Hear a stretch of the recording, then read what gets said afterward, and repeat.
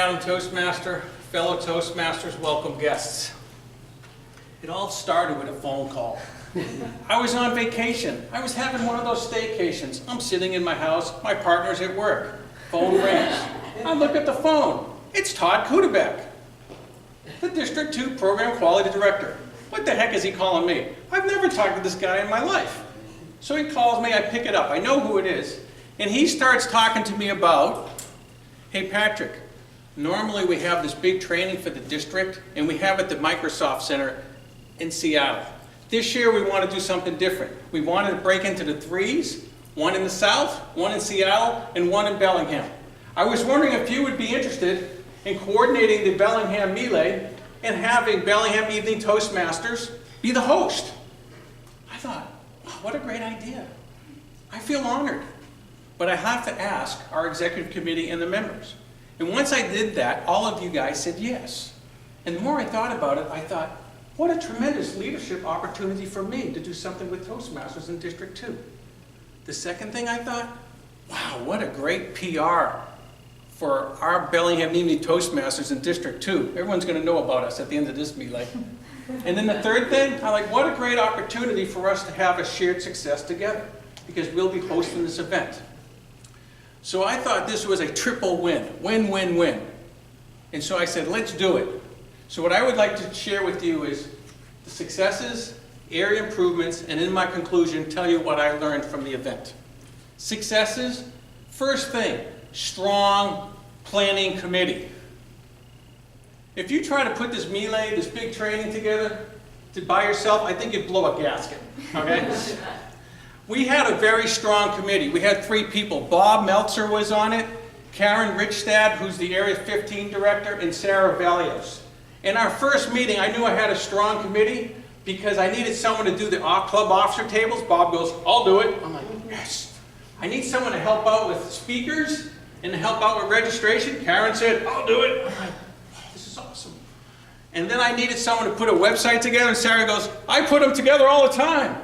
So the first thing is we had a strong planning committee, which really benefited our event and benefited my mental health. The second thing, we started early and we thought, let's come up with the best speakers. We had our subject areas from 1 to 3, and we were like, wouldn't it be cool if we got all our 1s? What turned out is that one of our members knew somebody who knew all of them.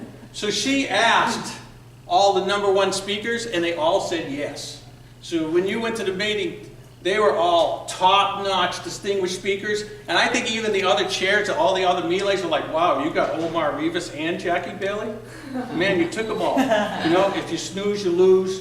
Early bird gets the worm. All those kind of things.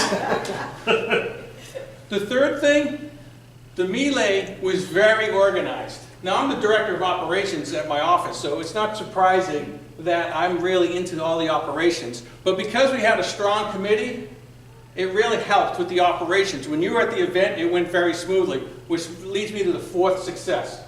I was very impressed with the Bellingham Evening Toastmasters volunteers on that day. You guys took care of the registration. You guys took care of the club tables. I didn't have to do anything. Tiffany took care of the speakers, Kurt with the timer. Everything was taken care of.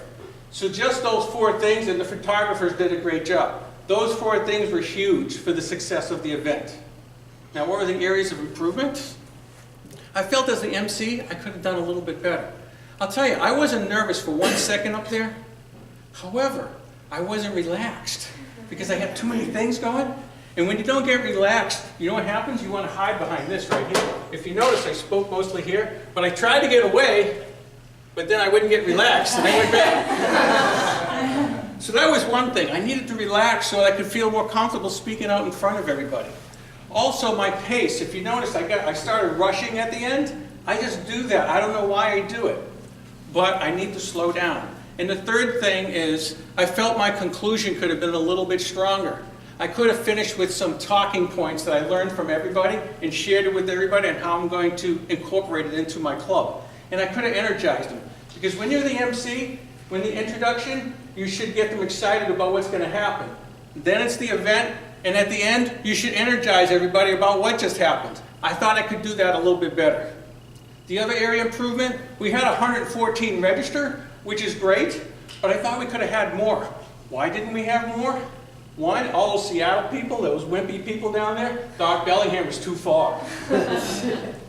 Also, in Canada, we didn't get any Canadians because they had a training just like ours in District 21 at the same time.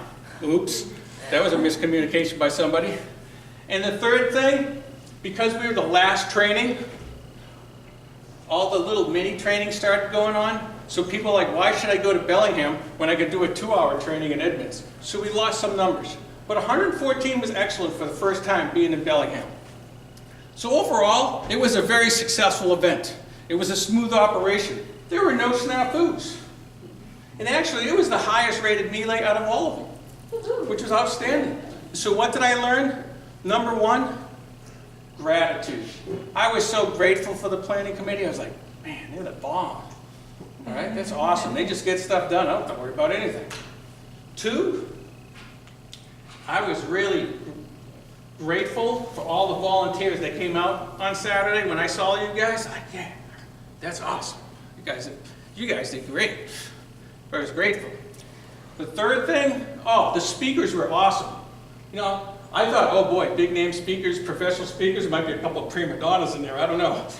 But they were awesome. They were easy to work with and really nice about it. And they saw that we were very competent and we knew what we were doing. They were very impressed, which is great because when we ask them another time, they might come and do something for us another time. The second thing I learned, delegate, trust, and be patient. Again, since I had a strong planning committee, I could just delegate, I trusted them, and I try to have some patience because I'm kind of a control person, but I tried not to have control. So it was a great exercise for me. And finally, the third thing I learned is when you're the MC, that's a challenging job. But I learned a lot about myself, I learned a lot about the situation, and I really look forward to the next time I get to be the MC of an event. So overall, the Bellingham MELE was a very successful event, highly rated, but it was all because of a strong planning committee, and it was all because of all of you. Thank you.